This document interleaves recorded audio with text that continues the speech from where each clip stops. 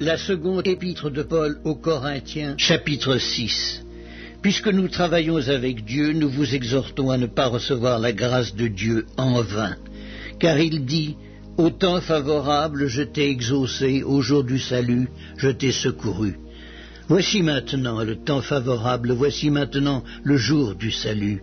Nous ne donnons aucun scandale en quoi que ce soit, afin que le ministère ne soit pas un objet de blâme, mais nous nous rendons à tous égards recommandables comme serviteurs de Dieu, par beaucoup de patience dans les tribulations, dans les calamités, dans les détresses, sous les coups, dans les prisons, dans les séditions, dans les travaux, dans les veilles, dans les jeûnes.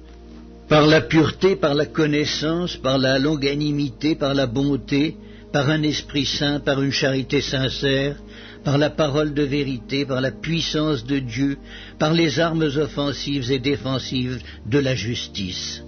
Au milieu de la gloire et de l'ignominie, au milieu de la mauvaise et de la bonne réputation, étant regardé comme imposteur, quoique véridique, comme inconnu, quoique bien connu, comme mourant, et voici nous vivons, comme châtiés, quoique non mis à mort, comme attristés, et nous sommes toujours joyeux, comme pauvres, et nous en enrichissons plusieurs, comme n'ayant rien, et nous possédons toutes choses. Notre bouche s'est ouverte pour vous, Corinthiens, notre cœur s'est élargi. Vous n'êtes point à l'étroit au-dedans de nous, mais vos entrailles se sont rétrécies.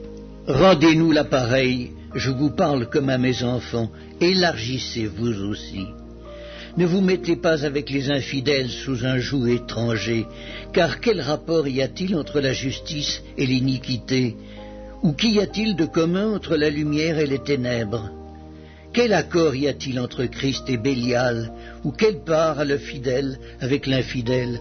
Quel rapport y a-t-il entre le temple de Dieu et des idoles?